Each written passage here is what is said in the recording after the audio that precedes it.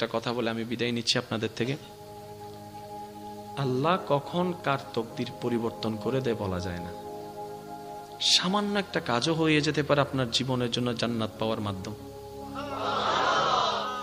পৃথিবীর অনেক বড় বড় পাপীদেরকে আল্লাহ মাফ করে দিয়েছেন, এমন রেকর্ডও।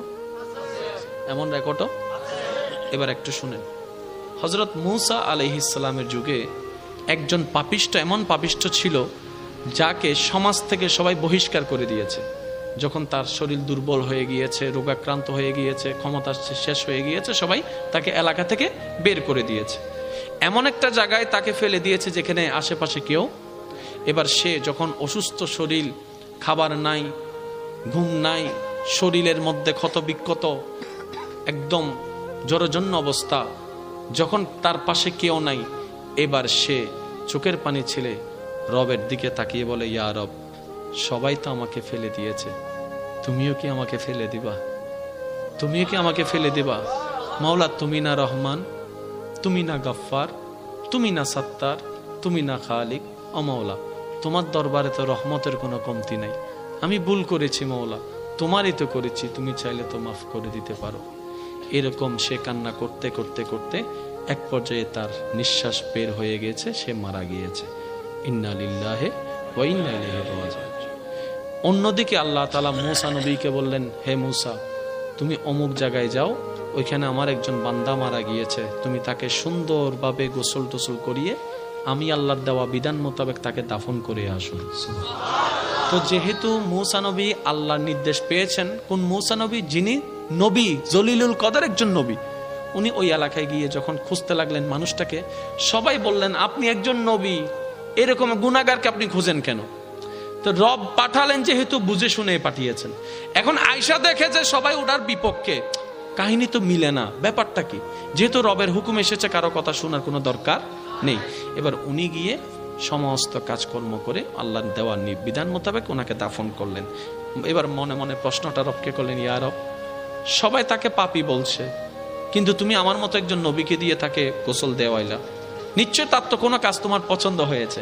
রব বলে, এলাকার মানুষ যা বলছে সব সত্য, সে অনেক পাপী, সেটা সত্য, কিন্তু সে মৃত্যুবরণ করার আগে আমাকে এত সুন্দরভাবে ডেকেছে, এত মায়া করে ডেকেছে, এত ভালোবাসা নিয়ে আমার নামকে ডেকেছে এবং আমার কাছে সারেন্ডার করেছে, আমি রব মালিক ইয়াউমিদ্দিন, আমি মালিক।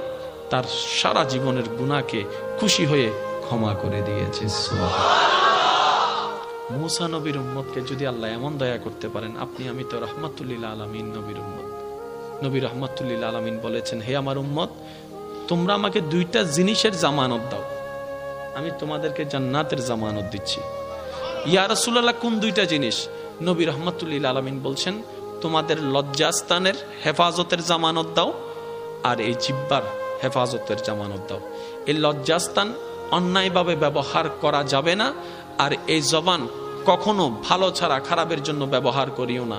এমনকি এই জবান কারো অন্তরে যেন কথা দিয়ে আঘাত না আসে, সেভাবে তুমি চলবা। তুমি এই দুইটার হেফাজত আমাকে দাও, ঈমানের পরে জান্নাতের দায়িত্ব আমি নিয়ে নিলাম। আপনি ক্ষমা করতে থাকুন, এটা আমার একটা অনুরোধ। যদি সুখে থাকতে চান, ভালো থাকতে চান, অতীতে কি হয়েছে, কে কষ্ট দিয়েছে, কে ন্যায় করেছে, কে অন্যায় করেছে, সব বিচার আল্লাহর উপর ছেড়ে দিয়ে আপনি মাফ করে দেন। যে মাফ করে দেয় তার অন্তর পরিষ্কার থাকে। সুবহান।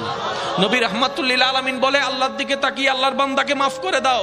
তোমার যদি ইজ্জতে কমে যায়, আমি নবী থেকে হাসরের ময়দানে তুমি নিয়ে নিও, তারপরে তুমি মাফ করতে থাকো। কারণ তুমি যত মাফ করতে থাকবা, হেসে হেসে মাফ করতেই থাকবা, তত তুমি দুনিয়াতেও ভালো থাকতে পারবা, পরকালেও ভালো থাকতে পারবা।